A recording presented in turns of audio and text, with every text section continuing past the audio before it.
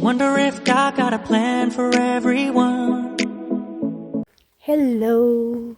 Hello, good morning. This is your Mommy Niba 2.1. Welcome to my small YouTube channel. Dito naman tayo, always walang postiso. Naka-attire na tayo pang trabaho. Habang nag-aantay tayo kay Mr., dito muna tayo sa harapan ng bahay natin. Ayun, bukas yung pintuan. Yung kulit ko nandito. Sabi ko, di ba nangako ako sa inyo everyday mag-upload ako ng maski isang video. Pero hindi po talaga nangyayari dahil po sa oras ko talaga. Oras ko tsaka ang pag-i-edit po ay sobrang tagal po. Orasan ang edit. Pag-editing ng video mo, i-cut mo ang isang oras, 2 oras, 3 oras na trabaho, ika-cut mo siya ng 20 minutes hanggang 30 minutes. So matagal po. Tapos meron pang tawa-tawa, background music. So kaya naisip ko, maski ano na lang, basta maka-upload ako, wala nang effect, sound effect pa. So ngayon mga loves, nandito ako ngayon sa harapan ng aming tahanan. Ito yung kalsada namin, ito yung kalsada papunta ng labasan, at ito ang harapan ng aming tahanan. Yan. Yan po ang aming bahay. Hanggang doon po yun, tapos sa likod pa. So ngayon mga loves, ipapakita ko po sa inyo kung ano po ang kakayanan ng isang Pinoy product. 14 years na po ito siya sa akin. Dala ko po ito galing Pilipinas at hanggang ngayon buhay pa rin po. At nung umuwi ako last year, bumili rin po ako ng 4 na piraso nito at pinamigay ko po sa aking mga German na kaibigan. At natuwa naman sila dahil ang sabi nila, napakaganda, klaseng quality itong Philippine style na ito. So ngayon samahan niyo ako mga loves. Mag-aano tayo? Maglilinis tayo sa harapan ng bahay. Ayan mga loves, hindi na tayo makalinis sa harapan ng bahay dahil ang asawa natin dumating na. Ayun, si Mr. Susunduin na kami. So, next time na lang po ako siguro nito magpatuloy ng aking gawain sa harapan ng bahay. Kaya, ang video na ito, patuloy po ito papunta doon sa taas sa site namin. Sama po kayo. Halina kayo. Daily Life with Mommy Niba 2.1. See you. Sama kayo.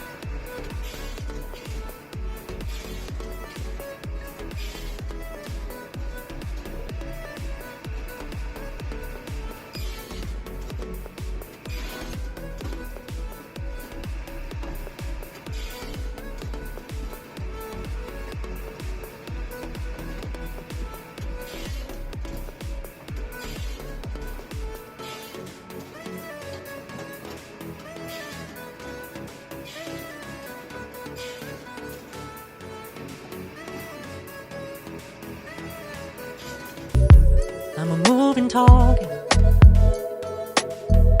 I never finish what I've started.